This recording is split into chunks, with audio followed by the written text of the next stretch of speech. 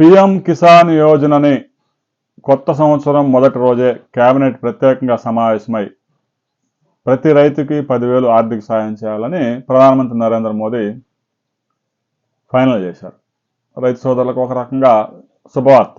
పెరిగిపోతున్న సాగు ఖర్చుల నేపథ్యంలో ప్రతి రైతుకి ఒక 10,000 ఆర్థిక సాయం అంటే కొంతవరకు మేలు జరుగుతుంది.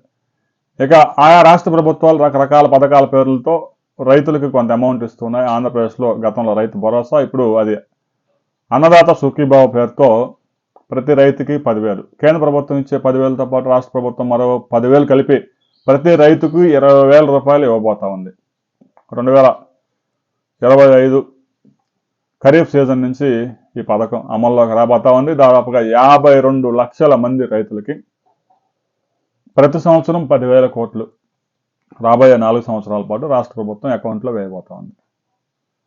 ఇక కేంద్రం కూడా 36 లక్షల మంది రైతులకి పీఎం కిసాన్ యోజన అమలు చేస్తుంది. దేశవ్యాప్తంగా 10 కోట్ల మంది రైతులకి ప్రతి సంవత్సరం కేంద్ర ప్రభుత్వం నిధులు జమ చేస్తూ ఉంది.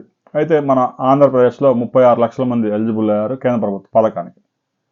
ఇక అన్నదాత సుఖీభావ పథకానికి అయితే 52 లక్షల మంది ఎలిజిబిలిటీ అయ్యారు. ఎందుకంటే కేంద్ర ప్రభుత్వ పథకానికి వాళ్ళు పెట్టిన నిబంధనలు వేరు, రాష్ట్ర ప్రభుత్వం పెట్టిన నిబంధనలు వేరు కాబట్టి ఆ వేరియేషన్ ఉంది. ఆ వేరియేషన్లో మిగిలిన రైతులకు కూడా రాష్ట్ర ప్రభుత్వమే మొత్తం కలిపి 20,000 రూపాయలు ఇచ్చేందుకు నిర్ణయించింది. రాబోయే కొద్ది రోజుల్లోనే రైతుల ఖాతాలో ఒక్కో రైతుకి 20,000 జమ కాబోతా ఉన్నాయి. ఇక వ్యవసాయ రంగానికి సంబంధించి రాష్ట్ర ప్రభుత్వం మరో కీలక నిర్ణయం తీసుకోబోతా ఉంది. రాబోయే కొద్ది రోజుల్లోనే ఆ కేబినెట్లో ఆ ఫైల్ కూడా వచ్చే అవకాశం ఉంది. ఎలాంటి నిర్ణయం తీసుకోబోతా ఉంది, ఆక్వా రంగాన్ని ఎలా ఆదుకోబోతా ఉంది అనే వివరాలతో మరో వీడియోలు తెలుసుకుందాం. వీడియో నచ్చి లైక్ చేయండి, షేర్ చేయండి, సబ్స్క్రైబ్ చేసుకోండి.